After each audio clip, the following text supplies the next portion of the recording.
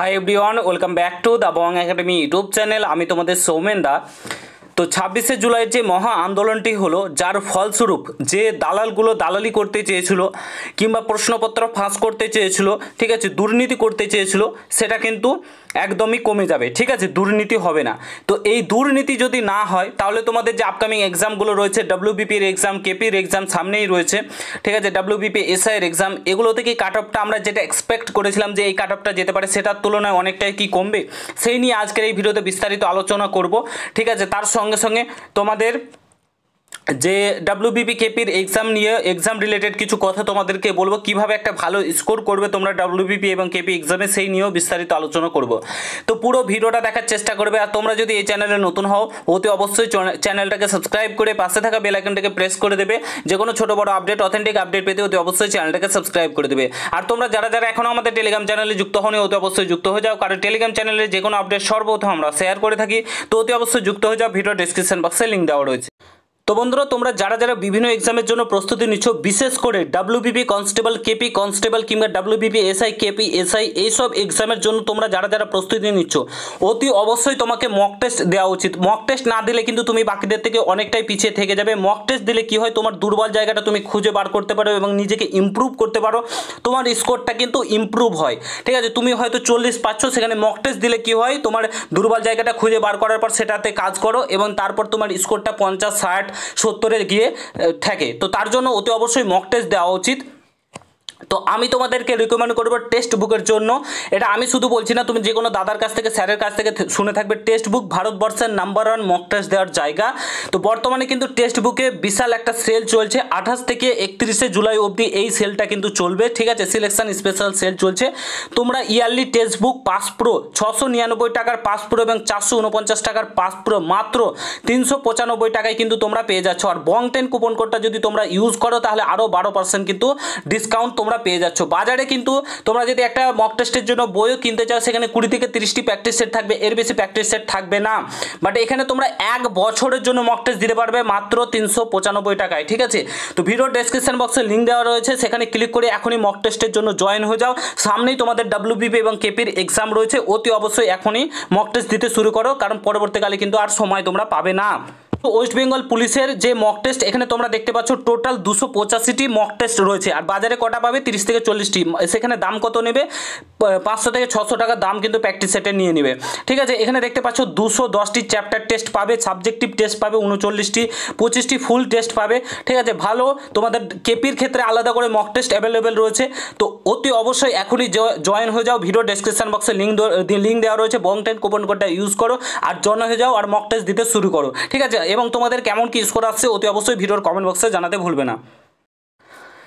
তো বন্ধুরা, first of all তোমাদেরকে একটা কথা আমরা বলতে চাই, তোমরাও দেখেছো 2020-র যে কনস্টেবল, লেডি কনস্টেবল নিয়োগ হয়েছে, তারপরে তোমাদের লেডি কনস্টেবল যেটা নিয়োগ হয়েছে, কলকাতা পুলিশের যে কনস্টেবল নিয়োগ হয়েছে, লেডি কনস্টেবল নিয়োগ হয়েছে, সেখানে কিন্তু আমরা দুর্নীতির গন্ধ পেয়েছি এবং ভালো হারে একটা কাট অফ গেছে। আমরা যেটা দেখেছিলাম যে 2019 তারপর 18-র যে কাট অফটা ছিল, সেটার তুলনায় হঠাৎ করে কিন্তু কাট অফটা খুবই একটা বেশি হয়ে যায় এই কয়েক বছরে। ঠিক আছে, আমি মানলাম ছেলে মেয়ে পড়াশোনা করছে, সজাগ হয়ে গেছে, এখন ভালো মতো সেই লেভেলের প্রিপারেশান করছে, আমি মানলাম। ঠিক আছে, বাট 1 ঘন্টাতে 60 মিনিটের মধ্যে এত একটা স্কোর করা অনেকটাই কঠিন, অনেকটাই টাফ। ঠিক আছে, 1 ঘন্টার মধ্যে 60 মিনিটের মধ্যেও তুমি পুরোপুরি 60 মিনিট পাচ্ছ না, প্রায় 50 থেকে 55 মিনিট সময় তুমি পাচ্ছ, তার মধ্যে ওএমআরে আবার গোল করা রয়েছে। ঠিক আছে, তো এগুলো করার পরেও কিভাবে এত স্কোর করতে পারছে লেডি কনস্টেবলে আমরা দেখেছি প্রচুর, মানে 85-র মধ্যে কেউ 82 পেয়ে যাচ্ছে, আমরা কলকাতা পুলিশে দেখেছি। ঠিক আছে, তো প্রচুর কাট অফ কিন্তু হাই যাচ্ছে। এর কারণটা কী ছিল, এর কারণটা এতদিনে প্রত্যেকে বুঝতে পারছে। তখন আমরা বুঝতে পেরেছিলাম যে দুর্নীতি কিছু একটা হয়েছে, বাট এখন স্পষ্ট হয়ে গেছে এই কল রেকর্ডিংগুলো ভাইরাল হওয়াতে যে দুর্নীতি হয়েছে এবং সেই কারণেই কিন্তু কাট অফটা এত বেশি গেছে। তো এবার যেহেতু ডাব্লিউবিপিআরবি বোর্ড বলেছে পদক্ষেপ নেবে, স্টেপ নেবে, তারা এই নিয়ে তারা ইনকোয়ারি করবে।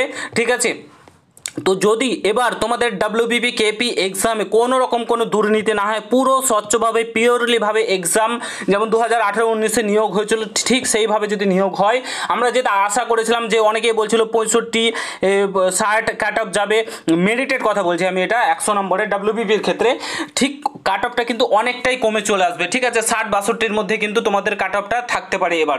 ঠিক আছে, এটা এটা আবার কেউ ভেবো না কাট অফ ভেবে নিও না, ঠিক আছে? এটা কোনো কাট অফ না, আমি তোমাদেরকে একটা বলছি, অনুমান করে বলছি, ঠিক আছে?